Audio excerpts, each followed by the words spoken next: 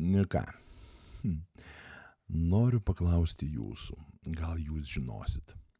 Atsakymo iš vyro nesulaukiau. Ką gali reikšti, kai vyras siunčia porno vaizdelius draugams?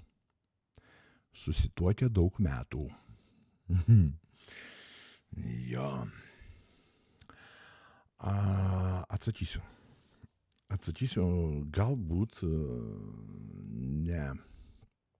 gal neteisingai mąstau, gal pas jūs yra kitaip, bet po teisybei aplamai bet koks pornografijos žiūrėjimas, toleravimas,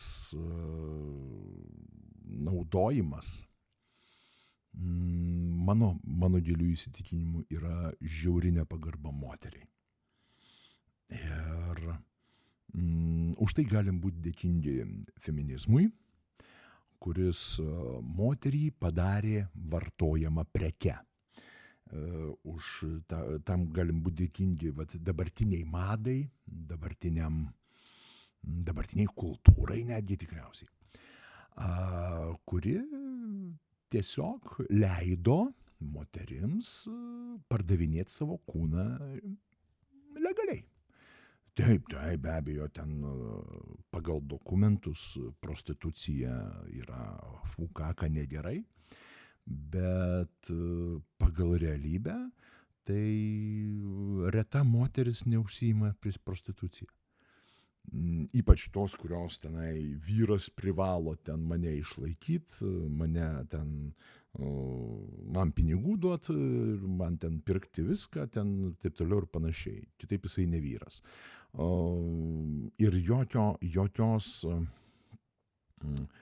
jokios įžvalgos iš jos neišgirsi apie tai, ką jinai privalo.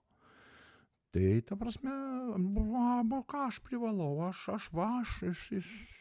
aš būsiu jam gera moteris, kai sakant, aš jam atsiduosiu. Tai čia yra prostitucija, tai yra legalizuota prostitucija ir pardavinėjimas savo kūno už tam tikrą naudą. Kokios formos ta nauda ateina, čia jau kiekviena nustato savo kainą.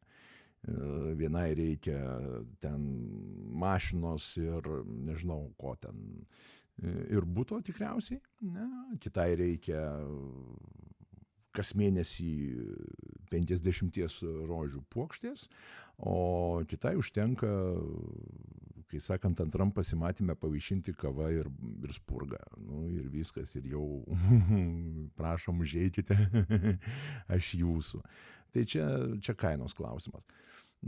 Ką tai padarė? Tai padarė, moterį padarė vartojamą preke. Tų pačių moterų prašymu. Aš taip suprantu. 100 kartų kartojau ir kartosiu. Moteris reikalaujanti lygių teisių su vyru, jinai reikalauja būti pažeminta. Todėl dar kartą, ir 100 kartą pasikartosiu. Mielos merginos, gerbkit save, mylėkit save, tausokit save. Ir kai tokie dalykai bus, jūs tiesiog neprisileisite tų, kurie negerbia moters, kurie jumise matys tik skylutę driežui nugręžt. Jie nelips prie jūsų.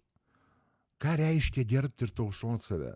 Tai reiškia, kad jeigu vyras neįrodo esantis vertas būti jūsų vaiko tėvu, arba tikrai gerų sutuoktinių, jisai ne tik, kad nebus įsileistas į lovą, jisai arti net negalės prisėsti.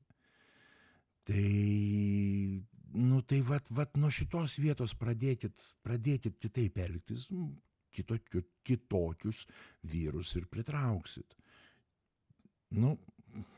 Aš kitokio varianto nematau. Tiesiog gerbkit ir mylėkit save. O kas pornografijos siuntinėjimas? Tai yra nepagarba moteriai.